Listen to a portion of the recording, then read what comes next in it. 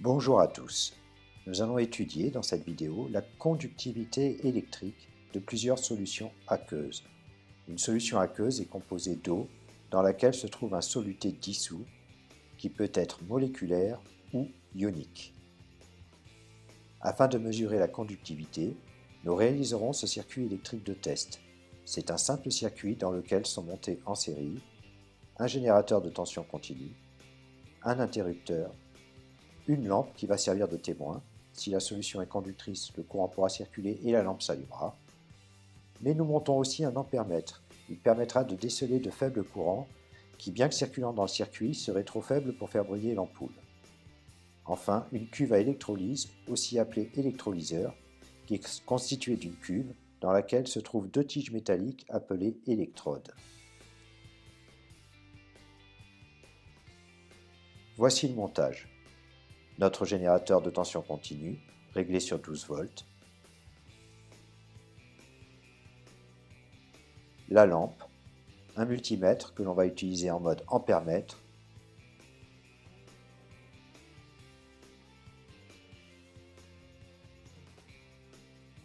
Calibre 200 mA. L'interrupteur. Et enfin la cuve à électrolyse. La cuve peut recueillir toutes sortes de solutions. On remarque bien les deux électrodes, l'une reliée à la borne positive du générateur, l'autre à la borne négative. On utilisera de l'eau déminéralisée comme eau pure. Puis on testera une solution de saccharose, plus connue sous le nom de sucre. Une solution aqueuse moléculaire donc, puisque le saccharose est une molécule. On testera aussi de l'eau minérale, de l'eau de source pour être précis, qui contient en faible quantité de nombreux ions faisant sa qualité. On trouve des cations comme ion calcium, ion magnésium, ion sodium, ion potassium, et on trouve des anions comme les hydrogénocarbonates, le sulfate, le chlorure, des nitrates, des fluorures.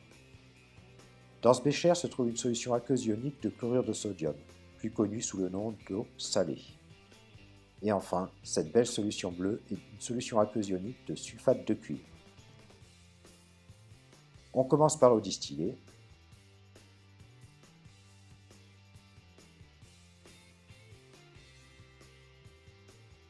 On remplit la cuve.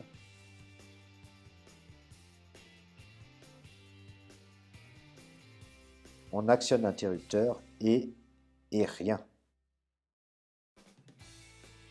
2 mA, l'ampoule ne s'allume pas. Et dans la cuve, rien ne semble se passer. On continue avec l'eau minérale. Donc on remplit la cuve que l'on a préalablement vidée, rincée et séchée. On actionne l'interrupteur et l'ampèremètre mesure un courant d'intensité 30-40 mA environ, mais la lampe ne s'allume pas. Ouais, ces 37 mA sont insuffisants pour faire briller l'ampoule.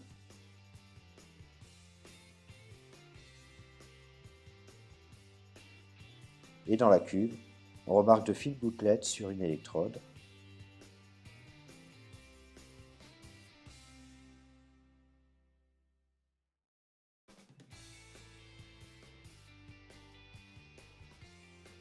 Passons à l'eau sucrée, de l'eau pure dans laquelle on a dissous des molécules de saccharose, de formule C12H22O11.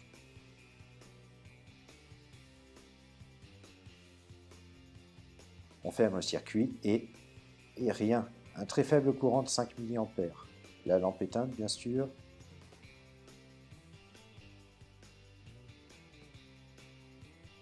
Et rien à signaler dans la cuve non plus.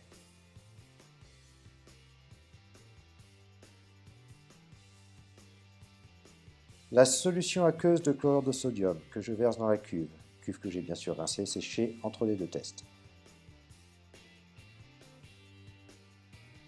On actionne l'interrupteur et l'ampoule brille, plus de 190 mA à l'ampèremètre, c'est presque l'intensité nominale de l'ampoule.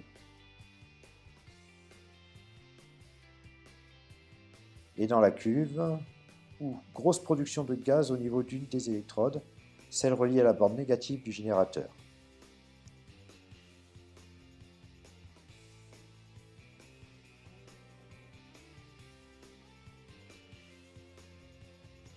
Dernière mesure, avec du sulfate de cuivre en solution aqueuse ionique.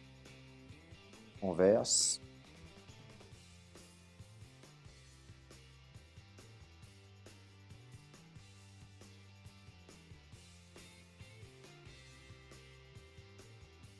On ferme le circuit et la lampe s'allume.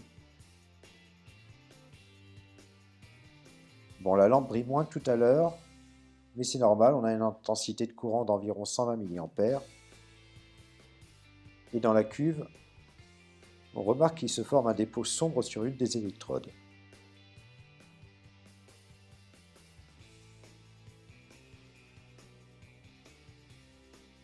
On va s'intéresser justement un peu à ce dépôt et tenter de le récupérer pour l'observer.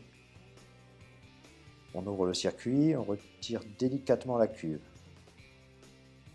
On y va doucement car le dépôt peut se décrocher et se répandre dans la solution.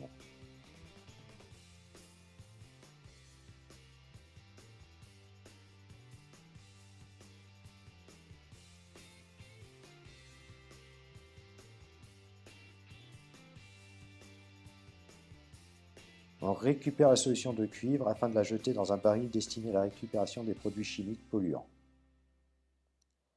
Et on agit toujours délicatement afin de ne pas entraîner le dépôt.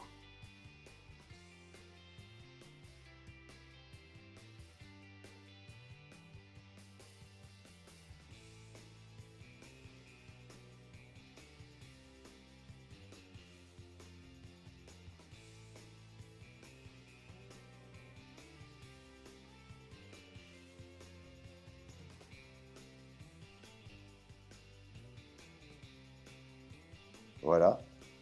Puis à l'aide d'un essuie-tout, on récupère le dépôt.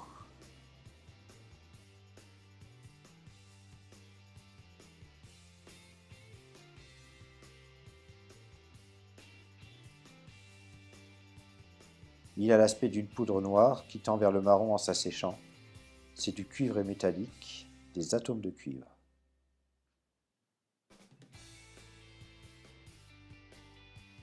Donc, petite synthèse des observations. Nous avons testé l'eau pure, qui présentait une conductivité quasi nulle. L'eau pure est donc quasi isolante. On a mesuré l'eau minérale avec une faible conductivité d'environ 40 mA. Elle est donc faiblement conductrice. L'eau sucrée présente une conductivité quasi nulle. On considère que cette solution moléculaire comme isolante.